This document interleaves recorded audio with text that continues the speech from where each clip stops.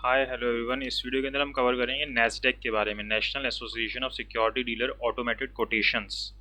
क्या है इसके ऊपर, कैसे हम लिस्टिंग करते हैं, वो सारी चीज़ें हमने इसके अंदर देखनी है। ठीक है। तो जब ये बिगेन हुआ था, जो नैस्डैक था, प्राइमरीली ये यूएस बेस्ड इक्विटी एक्सचेंज था।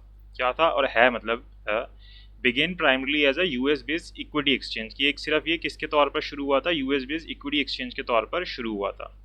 Today, Nasdaq is recognized around the globe as a diversified worldwide financial technology। तो अब ये क्या क्या, अब ये सिर्फ एक यूएस बेस्ड इक्विटी एक्सचेंज नहीं रह गया, अब ये ना वर्ल्ड वाइड और भी चीज़ें प्रोवाइड करता है। एक तो फाइनेंशियल टेक्नोलॉजीज देता है वर्ल्ड वाइड, ट्रेडिंग करवाता है world wide, and information services देता है टू कैपिटल मार्केट्स।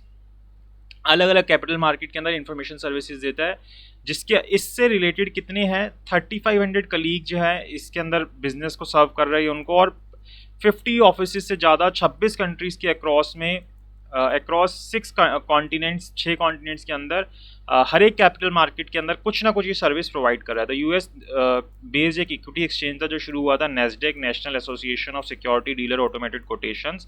लेकिन आज जो है इसको पूरे ग्लोब के अंदर डाइवर्सिफाइड सर्विसेज के लिए जाना जाता है, जिसके अंदर ये financial technology, trading, information services देता है अलग अलग कैपिटल मार्केट्स के अंदर, जिसके अंदर इसके कम से कम 3500 कलीग्स जो है बिजनेस सर्व कर रहे हैं, इन्वेस्टर्स हैं जो कि जिनको काम मिल रहा है यहाँ पे, मतलब इसके थ्रू जो काम कर रहे हैं 50 ऑफिस के अंदर 26 कंट्रीज में अक्रॉस द 6 कॉन्टिनेंट, 6 के 6 कॉन्टिनेंट में, 7 कॉन्टिनेंट है, एक पे तो कुछ काम होता ही नहीं है, तो बाकी 6 कॉन्टिनेंट में सबके अंदर ये सर्विसेज दे रहा है हर एक कैपिटल मार्केट के अंदर।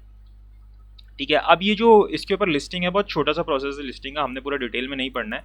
इन शॉर्ट आपको एक ओवरव्यू मिल जाएगी लिस्टिंग टाइमलाइन क्या रहती है। तो लिस्टिंग टाइमलाइन जो होती है वेरी करती है, 4 to 6 वीक की हो सकता है, इससे कम में भी हो जाए, हो सकता है इससे ज़्यादा भी टाइम लग जाए, बट ये वेरिएबल होता है। और ये किसके ऊपर डिपेंड करता है कि भाई क्या आपकी एप्लीकेशन में कितने इश्यूज आते हैं और कितनी जल्दी आप उसका रिप्लाई करते हैं, कितनी जल्दी आप उसको रिस्पॉन्ड करते हैं। ठीक है। तो पहले वीक में तो यही होगा कि आप अपनी एप्लीकेशन सबमिट करोगे लिस्टिंग की नैस्डैक के ऊपर, और फिर जो वहाँ का क्वालिफिकेशन स्टाफ है वो आपकी जो एप्लीकेशन है उसको रिव्यू करना स्टार्ट करेगा। पहला स्टेप ये होगा। दूसरे वीक के अंदर क्या होगा, स्टाफ जो है अपना प्रीलिमिनरी रिव्यू करने के बाद अपने कमेंट लेटर प्रिपेयर करेगा कि क्या क्या चीज़ें कहाँ कहाँ पे उनको कमी लग रही है। फिर वीक 3 और 4 के अंदर क्या होगा, जो भी कमियाँ कमेंट लेटर दिए थे स्टाफ ने, उनके ऊपर जो कंपनी है वो अपने एड्रेसेस करेगी, मतलब कंपनी रिप्लाई करेगी, या फिर कोई और इशू अगर स्टाफ को रेस करना है तो वो सारी चीज़ें रेस की जाएंगी। और फिफ्थ और 6 वीक के अंदर क्या होगा, सब कुछ चीज़ें कंप्लीट हो जाएंगी, रिव्यू वगैरह कर लिया जाएगा और कंपनी अप्रूव हो जाएगी लिस्टिंग के लिए। तो ये एक स्टेप्स रहते हैं जो कि लिस्टिंग के अंदर यूज़ किए जाते हैं नैस्डैक के ऊपर।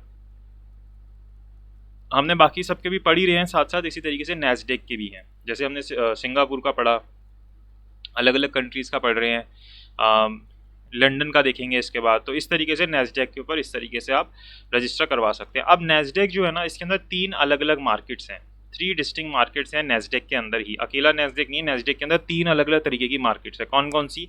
Nasdaq global select market, Nasdaq global market, Nasdaq capital market. कौन कौन सी है? Nasdaq global select market, Nasdaq global market और नैस्डैक कैपिटल मार्केट। तो ये जो सिलेक्ट मार्केट है ना, अभी नई है, न्यू है, इसको न्यू बोलते हैं, इसलिए इसको NGSM बोल देते हैं। न्यू है ये नैस्डैक ग्लोबल सिलेक्ट मार्केट।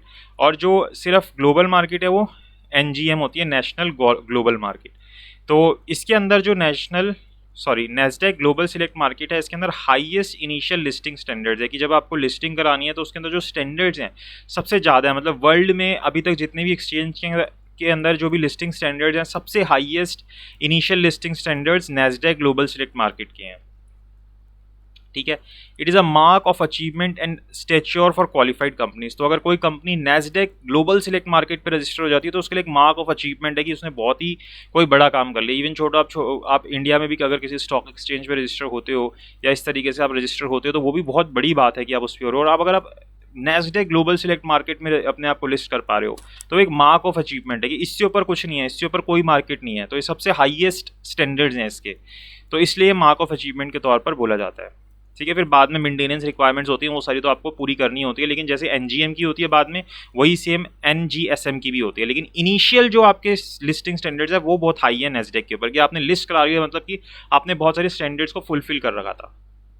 बाद में तो वही चीज़ जैसे NGM के ऊपर चलती है वही NGSM के ऊपर भी चलती है, जो बाकी रिक्वायरमेंट्स होती हैं, मेंटेनेंस रिक्वायरमेंट होती है। ठीक है। देन एनजीएम है Nasdaq global market list companies with an overall global leadership. इसके ऊपर कौन सी मार्केट कौन सी कंपनीज रजिस्टर हो पाती है जिनकी ओवरऑल ग्लोबल लीडरशिप होती है और इंटरनेशनल रीच होती है। ऐसी कोई भी कंपनी जाके उसके ऊपर लिस्ट नहीं हो सकती।